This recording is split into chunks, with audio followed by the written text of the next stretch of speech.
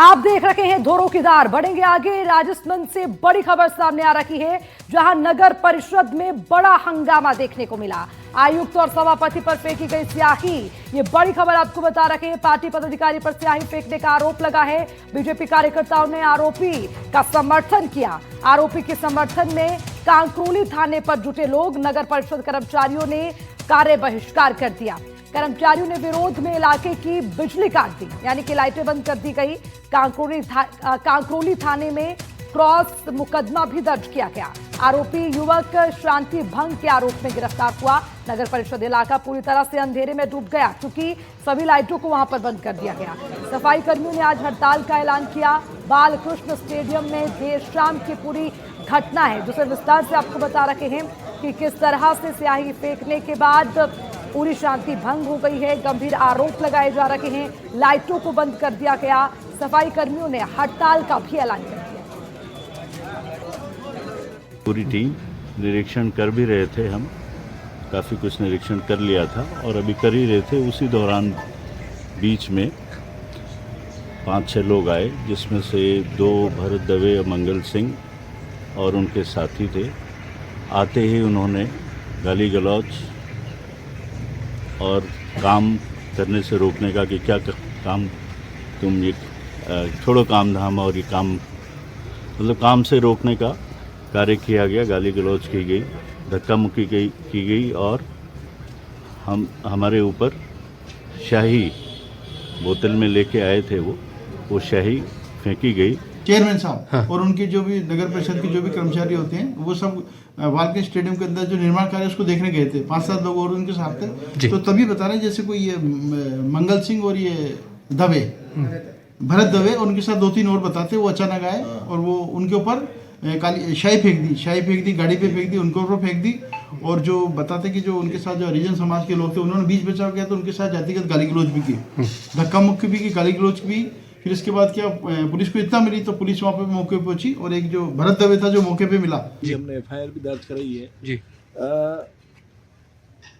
पूर्व में अभी जो आप थोड़े दिन पहले जो चर्चा का विषय रहा है कि राणा राज सिंह मार्ग को हटाकर आचार्य महाश्रमण मार्ग कर दिया, तो ये इसके मतलब ये अशोभनीय बातें हैं। उनका सांसद महोदय का PRO है और वो ड्रिंक करके, बदतमीजी करके और आके गाली गलौज मारपीट कर रहा है, मतलब ये अशोभनीय करते हैं।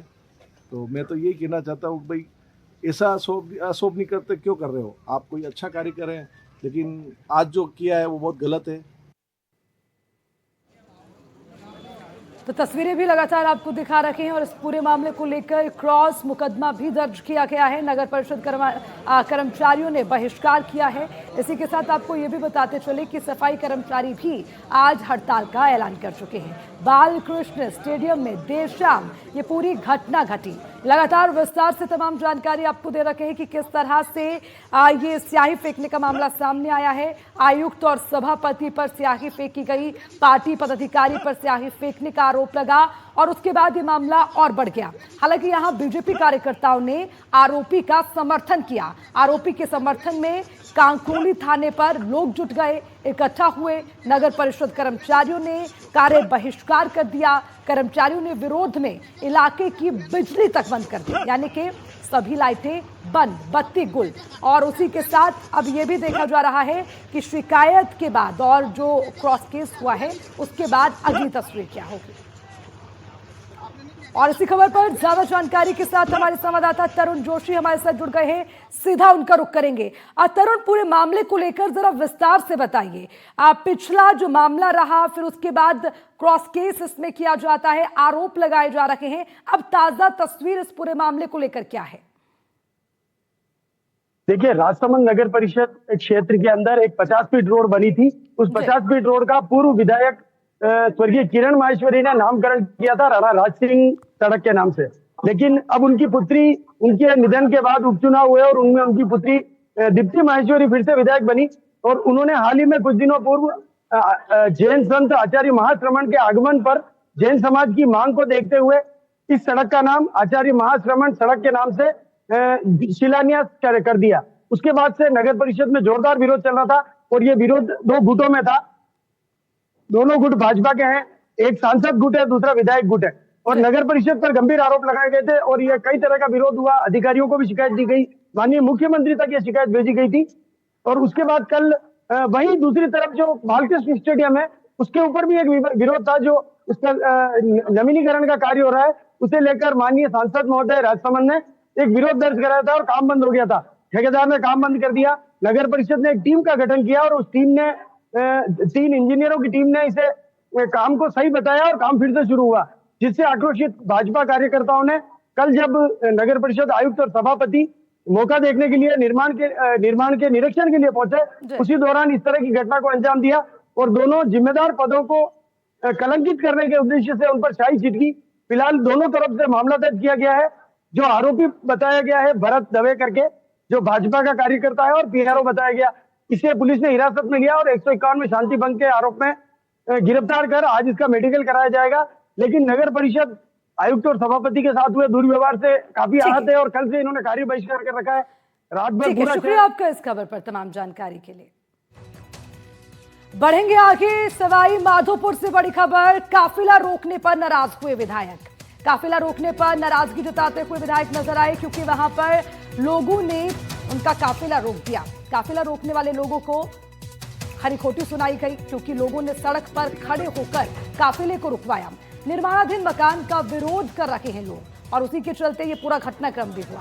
मकान स्वामी 5 फीट लंबा छज्जा निकालने पर आमादा है। छज्जे के लिए सड़क के बीच बांस बल्ली लगा दी गई है, जिसके चलते लोगों का रास्ता बाधित हो रहा है। विधायक ने समस्या के समाधान के निर्देश दिए हैं। रोड शिलान्यास कार्यक्रम के लिए विधायक जा रखे थे, लेकिन उसी वक्त लोगों ने वहां पर उनका काफिला रोक दिया, क्योंकि ये शिकायत उन तक पहुंचानी थी। लोग काफी ज्यादा आक्रोशित थे इस पूरे मामले को लेकर। हालांकि इस पर विधायक ने भी नाराजगी जताई। तो बड़ी खबर आपको बता रहे हैं कि किस तरह से मकान स्वामी के छज्जे के लिए सड़क के बीच बांस बल्ली लगाने से लोगों का रास्ता बाधित हो रहा है। इससे नाराज होकर लोगों ने विधायक का जाता हुआ काफिला रोक दिया। हालांकि इससे काफी नाराज होते हुए विधायक नजर आए, लेकिन पूरे मामले में यह भी कहा जा रहा है कि विधायक की तरफ से आश्वासन दिया गया है, लेकिन अभी लोग काफी आक्रोशित इस पूरे मामले को लेकर नजर आ रहे हैं। और इसी खबर पर ज्यादा जानकारी के साथ बजरंग सिंह हमारे संवाददाता फोन लाइन पर हमारे साथ जुड़ गए हैं। बजरंग सिंह, पूरे मामले को लेकर जरा बताइए। एक तरफ लोगों की नाराजगी, दूसरी तरफ काफिला रोकने पर विधायक भी नाराज हो गए। आखिर में बात कहां पर सुलटी? जी बिल्कुल, एक खंडार का पूरा घटनाक्रम है, जहां पर छापर कॉलोनी में एक जो मुख्य मार्ग है वहां पर एक निर्माणाधीन मकान था। मकान मालिक ने रास्ते को ब्लॉक करते हुए और 5 फीट से भी अधिक का छज्जा निकाल दिया। इसको लेकर जो छापर कॉलोनी के जो लोग थे उन्होंने नगर पालिका और तहसील प्रशासन को भी शिकायत की थी, लेकिन कार्रवाई नहीं होने पर उन्होंने जब कल खंडार के विधायक है जितेंद्र गोठवाल, वो उस दौरान वहां से निकल रहे थे, उनके काफिले को रुकवाया। तो काफिले को जैसे ग्रामीणों द्वारा रुकवाया गया तो जितेंद्र गोठवाल भी जो विधायक है वो खासा नाराज ग्रामीणों के ऊपर हुए। लेकिन जब पूरा मामले के बारे में ग्रामीणों ने उनको जानकारी दी तो विधायक ने जहां नाराजगी जाहिर की काफिले को रुकवाने पर, वहीं प्रशासन को वहां मौके पर बुला करके और जो अतिक्रमण जिस लोगों ने किया हुआ था उसको हटाने के भी निर्देश विधायक द्वारा दिए गए। ठीक है बजरंग, धन्यवाद आपका तमाम जानकारी के लिए। बढ़ेंगे आगे, कोटा से बड़ी खबर। कोचिंग स्टूडेंट्स की कमी पर यूडीएच मंत्री का बयान सामने आया। छात्रों की कमी के लिए नशे को ठहराया जिम्मेदार। आपको बता दें, पिछले दिनों यूडीएच मंत्री की ओर से एक बयान सामने आया था, जिसमें उन्होंने स्टूडेंट्स की कमी के लिए नशे को जिम्मेदार ठहराया। स्टूडेंट्स की कमी का सबसे बड़ा कारण है नशे का जाल। नशे की वजह से आत्महत्या की प्रवृत्ति बढ़ गई थी। कोटा में कोचिंग स्टूडेंट्स की कमी को लेकर नशा सबसे बड़ी बाधा बनी। राजस्थान सरकार के यूडीएच मंत्री झाबर सिंह खरा ने यह बड़ा बयान दिया है। कोटा में मंत्री ने मीडिया से रूबरू होते हुए ये कहा कि कोटा में कोचिंग में कमी आने का सबसे बड़ा कारण यहां नशे का फैलता हुआ जाल है। उसके कारण बाहर के राज्य से आने वाले स्टूडेंट्स में आत्महत्या की प्रवृत्ति बढ़ी है। कोटा के प्रति दूसरे राज्यों के पेरेंट्स के मन में भी कुछ संदेह उत्पन्न हुआ है और उन्होंने नई कोचिंग हब की तरफ अपने बच्चों को भेजने में ज्यादा रुचि दिखा दी है। ये इसका मूल कारण बना है। अपने बयान में पूरा जिक्र उन्होंने किया। सुनिए। देखिए, सबसे बड़ा यहाँ जो नशे का जाल फैला और उसकी वजह से जिस प्रकार बाहर के राज्यों से आने वाले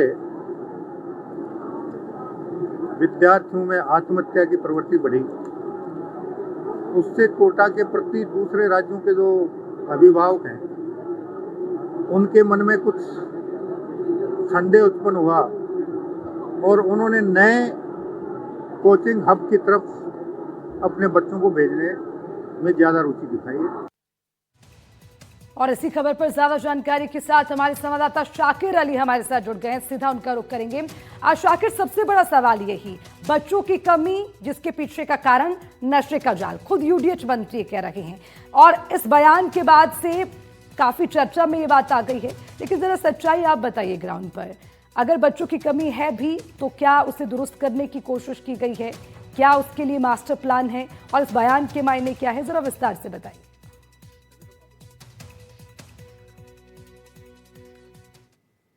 क्योंकि जिस तरह से साल 2023 2 लाख से ज्यादा बच्चे कोटा में थे, लेकिन निरंतर कमी आई है और उस कमी की वजह से अब जो है करीब 1 लाख के अंदर स्टूडेंट की तादाद रह गई है। मेरे साथ स्थानीय लोग हैं, जनप्रतिनिधि भी हैं और कोचिंग इंडस्ट्री को काफी लंबे वक्त से देख रहे वो लोग भी मौजूद है, क्योंकि इसी एरिया में कोचिंग है। जी, बच्चों की संख्या में जो गिरावट आई है, क्या बड़ा कारण आप लोग मानते हैं? इसका सबसे बड़ा जो कारण है वो ये है कि जो कोचिंग के जो यहाँ कोचिंग थी उसमें दूसरे जगह कोचिंग खोल दी। अब जब आप ये देखो सब जगह यदि पानी का डैम बना दोगे तो पानी एक जगह कैसे आएगा, कोई समुद्र में कैसे जाएगा, यदि नदियों में जो पानी रोक दिया जाएगा। तो सब जगह इन्होंने कोचिंग खोल दी। और दूसरी सबसे बड़ी बात ये रही कि जो इससे पहले कोचिंग हुआ करती थी और भी कम से कम 1 दर्जन से तो बड़ी कोचिंग थी जो। ठीक है शाकिर, शुक्रिया आपका तमाम जानकारी के लिए। सुप्रीम कोर्ट के हालिया फैसले को लेकर अब सियासी और सामाजिक विरोध तेज होता दिख रहा है। अरावली पर्वतमाला से 100 मीटर तक की पहाड़ियों को बाहर करने के फैसले के खिलाफ लोग सड़कों पर हैं। सुप्रीम कोर्ट के हालिया फैसले को लेकर अब सियासी और सामाजिक विरोध तेज होता दिख रहा है। अरावली पर्वतमाला से 100 मीटर तक की पहाड़ियों को बाहर करने के निर्णय के खिलाफ शुक्रवार को उदयपुर में कांग्रेस कार्यकर्ताओं ने जिला कलेक्ट्रेट के बाहर धरना दिया। कांग्रेस नेताओं और पर्यावरण कार्यकर्ताओं ने इसे पर्यावरण के लिए खतरनाक बताते हुए केंद्र और राज्य सरकार से तुरंत हस्तक्षेप की मांग की। सुप्रीम कोर्ट द्वारा हाल ही में दिए गए अरावली पर्वतमाला से जुड़े फैसले के विरोध में शुक्रवार को कांग्रेस पार्टी की तरफ से जिला कलेक्ट्रेट के बाहर धरना प्रदर्शन किया गया। धरने में कांग्रेस के पर्यावरण प्रकोष्ठ से जुड़े पदाधिकारी, पार्टी कार्यकर्ता और पर्यावरण प्रेमी शामिल हुए। प्रदर्शनकारियों का कहना था कि अरावली पर्वतमाला सिर्फ पहाड़ों की श्रृंखला नहीं बल्कि पश्चिमी भारत के पर्यावरण संतुलन की रीढ़ भी है। अरावली की पहाड़ियां चित्तौड़गढ़, कुंभलगढ़ और रणकपुर जैसे ऐतिहासिक स्थलों के लिए सुरक्षा कवच का काम करती है। इनके नष्ट होने से इन धरोहरों पर भी खतरा मंडरा सकता है। और इसी खबर पर ज्यादा जानकारी लेंगे, रेजिडेंट एडिटर शशि जी हमारे साथ जुड़ गए हैं, सीधा उनका रुख करेंगे। शशि मोहन, सबसे बड़ा सवाल यही कि अरावली को लेकर जिक्र ये हो रहा है कि जो फैसला दिया गया उससे काफी नुकसान पहुंचेगा, कई चीजें हैं जो इससे जुड़ी हुई हैं और उसको लेकर लोग सड़कों पर भी आ गए हैं। किस तरह से इसकी अगली तस्वीर होगी, अगर लोग भी नाराज होंगे और इस फैसले को लेकर कई तरह की अगली तस्वीर भी बदल सकती है, नुकसान भी हो सकता है। अरावली राजस्थान की जनभावना से जुड़ी हुई है और ये वो पर्वत श्रृंखला है जो हिमालय से भी पुरानी है। खास बात आप ये देखिए कि जो पश्चिमी राजस्थान यानी बाड़मेर, जोधपुर, पाली, मारवाड़ के हिस्से से जो रेतीली हवाएं चलती हैं वो जब दिल्ली, जयपुर की तरफ बढ़ती हैं तो उनको रोकने की बड़ी जिम्मेदारी अरावली की होती है और ये रेगिस्तान के विस्तार को रोक रही है। हालांकि सुप्रीम कोर्ट ने केंद्रीय पर्यावरण मंत्रालय की तरफ से जो परिभाषा दी गई और अरावली में 100 मीटर से कम की पहाड़ी को उसका हिस्सा नहीं माना गया, तो उसके बाद से पर्यावरणविद और कुछ जगह राजनेताओं ने चिंता जताई है। पूर्व मुख्यमंत्री अशोक गहलोत ने अपनी डीपी बदल ली है ट्विटर पर, उन्होंने अरावली को बचाने का संदेश दिया है और अलग अलग राजनीतिक दलों के लोग और वन्य और पर्यावरण मामलों से जुड़े हुए लोग और सिविल सोसाइटी से जुड़े लोग इस बात की मांग कर रहे हैं कि अरावली में खनन नहीं होना चाहिए या बहुत सीमित तरीके से होना चाहिए। तकरीबन 690-95 किलोमीटर की लंबाई वाली ये जो पर्वत श्रृंखला है ये हिमालय से पुरानी तो है ही, लेकिन इसका विस्तार दिल्ली, हरियाणा, राजस्थान, गुजरात तक है। जैसे DMIC है, दिल्ली मुंबई इंडस्ट्रियल कॉरिडोर का हिस्सा राजस्थान से सबसे बड़ा होकर के गुजरता है, वैसे ही अरावली का सबसे बड़ा हिस्सा लगभग 80-79% हिस्सा राजस्थान से ही होकर के गुजरता है। और अगर इसमें 100 मीटर से नीचे की पहाड़ी पर खनन होगा तो अरावली कितनी बचेगी और कितनी नहीं बचेगी, क्योंकि ये हिस्सा माना जाता है 65% से ज्यादा हिस्सा है। बिल्कुल, ये एक बड़ा सवाल खड़ा हो गया है। शुक्रिया आपका तमाम जानकारी के लिए। विधायक निधि जनता के विकास के लिए, लेकिन आज वही निधि सवालों के घेरे में है। कथित रिश्वत कांड में फंसे 3 विधायक सदाचार कमेटी के सामने बारी बारी पेश हुए। तीनों विधायकों से एक एक करके सवाल जवाब किया गया। तीनों का एक सुर में जवाब भी आया, वीडियो में कुछ भी सत्य नहीं, हमें फंसाया गया है। सबूत पेश करने के लिए सभी विधायकों ने समय मांगा है।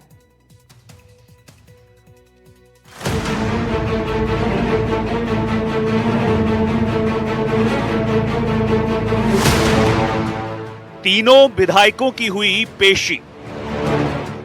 कमेटी ने किए 1-to-1 सवाल, नहीं मिला कोई ठोस जवाब।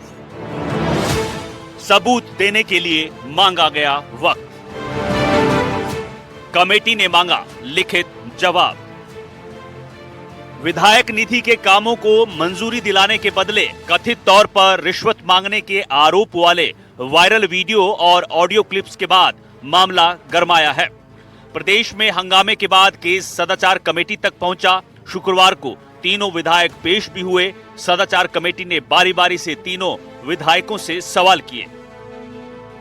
सबसे पहले बयाना से निर्दलीय विधायक रितु बनावत, फिर कांग्रेस एमएलए अनीता जाटव और आखिर में खिमसर से बीजेपी विधायक रेवंत राम डांगा से 1-to-1 सवाल किए गए। कमेटी ने उनसे पूछा कि क्या आपने कमीशन मांगा। इस पर तीनों ने खुद को निर्दोष बताया। कमेटी ने उनसे इसके सबूत मांगे तो उन्होंने सबूत पेश करने के लिए समय मांगा।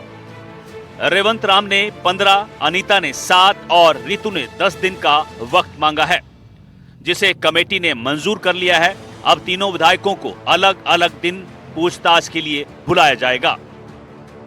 रेवंत राम डांगा 15 दिन बाद पूछताछ के लिए पेश होंगे, वहीं अनीता 7 और रितु 10 दिन बाद कमेटी के सामने दोबारा पेश होंगी।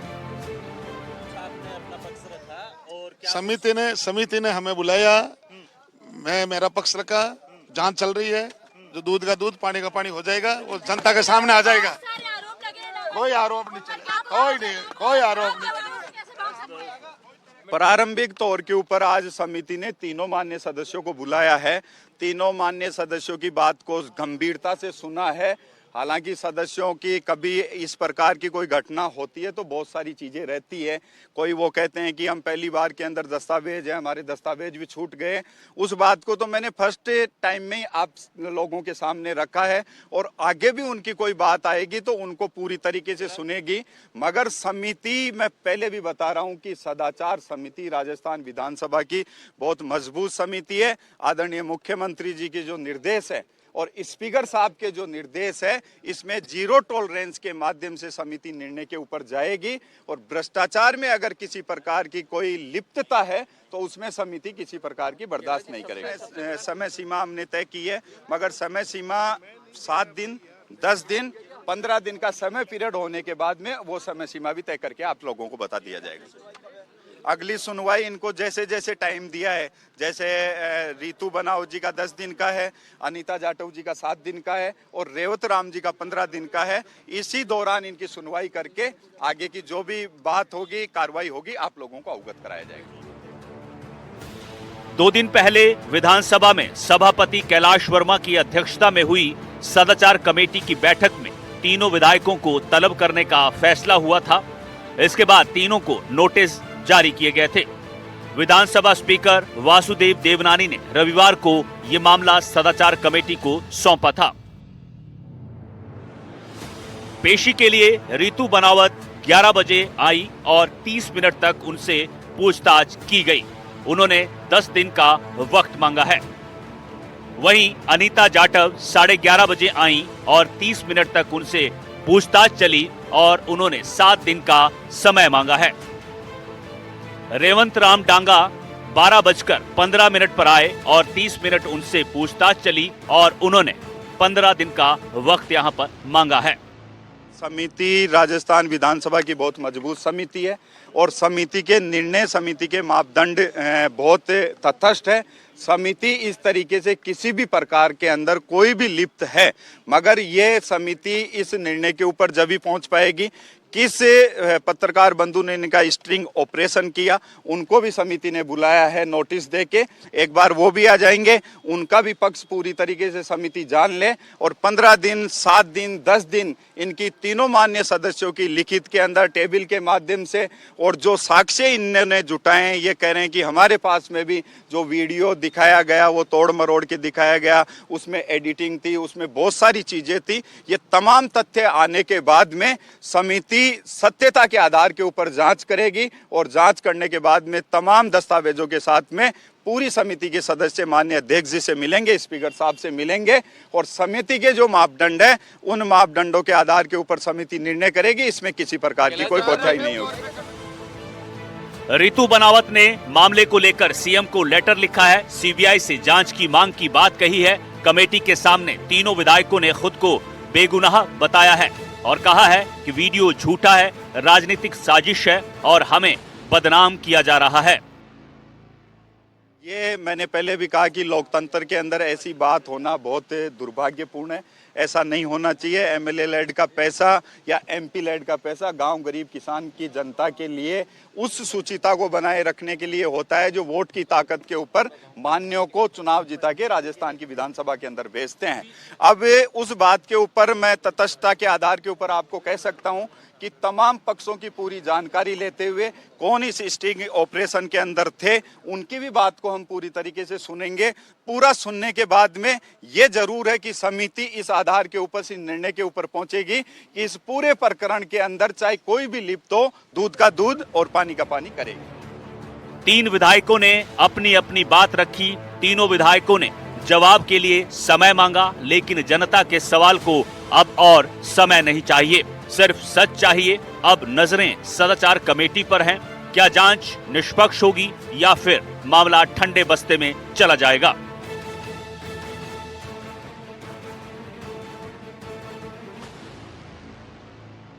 जिस तरीके से राजस्थान विधानसभा के अंदर 3 विधायक हैं, उनके ऊपर कथित तौर पर कमीशन खोरी का आरोप है, वो यहाँ पर लगा था और उसी को लेकर सदाचार कमेटी है उनके द्वारा बुलाया गया और उस कमेटी के अंदर तीनों विधायकों ने अपना अपना पक्ष रखा। और साथ ही आपको बता दें कि इसमें 7 दिन, 10 दिन और 15 दिन का समय है तीनों विधायकों को दिया गया, जिसके अंदर रेवत राम डांगा को 15 दिन का समय दिया गया है, जबकि अन्य जो 2 विधायक हैं उनको 7 और 10 दिन का समय दिया गया है, जिसके बाद जो है अगली जो कह सकते हैं कि वो अपनी रिपोर्ट है या फिर तथ्य हैं वो यहाँ पर इस कमेटी के समक्ष प्रस्तुत करेंगे। सहयोगी जसराज के साथ वीरेंद्र सिंह शेखावत, एनडीटीवी।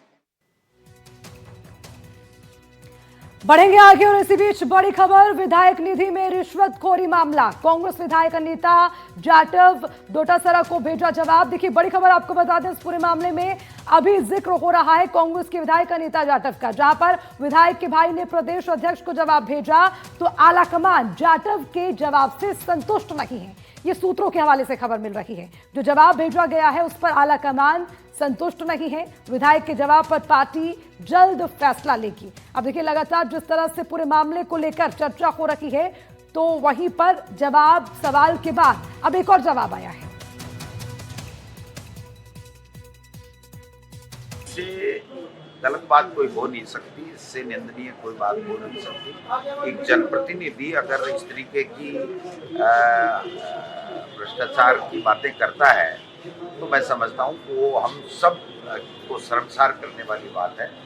कल ही हमारे प्रभारी जी ने, जो हमारी कांग्रेस की एमएलए है अनीता जाटव जी, उनके लिए हमें कल लिख दिया था। कल चूँकि मैं दिल्ली था, आज मैंने उनको नोटिस दे करके पूछा है कि आप 3 दिन में अपनी कोई सफाई, कोई बात, कोई जो भी है वो बताएं और उसके बाद में हम हमारी पूरी रिपोर्ट 3 दिन के अंदर अंदर पार्टी हाईकमान को भेज देंगे। और इसी खबर पर ज्यादा जानकारी के साथ हमारे संवाददाता विश्वास हमारे साथ जुड़ गए हैं, सीधा उनका रुख करेंगे। विश्वास, पूरे मामले में अभी एक और तस्वीर बदलती नजर आ रही है। विधायक के जवाब पर पार्टी जल्द फैसला लेगी क्योंकि आलाकमान जाटव के जवाब से संतुष्ट नहीं है। जी बिल्कुल, देखिए विधायक अनिता जाटव ने ईमेल और व्हाट्सएप के जरिए कांग्रेस प्रदेश अध्यक्ष गोविंद सिंह डोटासरा और राजस्थान प्रभारी सुखजिंदर सिंह रंधावा को जवाब दिया है। इस जवाब से कहीं ना कहीं आलाकमान संतुष्ट नहीं है, जिस तरीके से सूत्रों से जानकारी मिल रही है। जवाब में उन्होंने बताया है कि आखिर क्या तथ्यात्मक रिपोर्ट थी, उनसे मांगा गया था कि आप पूरी तथ्यात्मक रिपोर्ट पेश कीजिए, किस तरीके से पूरा घटनाक्रम हुआ, आखिर ऐसा क्यों किया गया, क्या इस पूरे मामले में सच्चाई है, उनका पक्ष क्या है, ये जानने के लिए उनसे जवाब मांगा गया था। 7 दिन का समय दिया गया था पूरी कमेटी की ओर से, जिसमें कांग्रेस प्रदेश अध्यक्ष ने कहा था कि 3 दिन में आप जवाब दीजिए, 3 दिन हम अपनी ओर से इन्वेस्टिगेशन करेंगे और उसके बाद में आलाकमान को ये जो पूरा जवाब है और जो पूरा रिपोर्ट कार्ड है वो सौंपा जाएगा। 3 दिन बाद में उन्होंने अपना जवाब जो है सबमिट कर दिया है ईमेल और व्हाट्सएप के जरिए। उसको लेकर के जो पक्ष है अनिता जाटव का, वह पक्ष और उसके साथ ही गोविंद सिंह डोटासरा और जो अन्य कांग्रेस के बड़े नेता हैं, कांग्रेस के जो शीर्ष पदाधिकारी हैं, वे अपने स्तर पर भी इस पूरी मामले में जांच कर रहे हैं, पूछताछ कर रहे हैं। हालांकि इस तरीके से जानकारी मिल पा रही है कि खास खुश नहीं नजर आ रहे हैं वे इस तरह के पूरे मामले पे, जिस तरीके से कांग्रेस प्रदेश अध्यक्ष गोविंद सिंह डोटासरा ने भी कहा था कि इस तरह के मामले गंभीर हैं। जनप्रतिनिधि का स्वयं का शामिल होना किस तरीके से किसी इस पूरे विधायक निधि कोष से जुड़े हुए मामले में ये गंभीर है। देखना होगा कि पार्टी का इस पर क्या जवाब है या फिर पार्टी इस पूरे मामले से साइडलाइन होना चाहती है, ये भी देखना दिलचस्प होगा। बहुत बहुत शुक्रिया आपका इस खबर पर तमाम जानकारी के लिए। और इसी बीच यहां रुकेंगे एक छोटे से ब्रेक के लिए, फौरन हाजिर होंगे। आप देखते रहिए एनडीटीवी राजस्थान।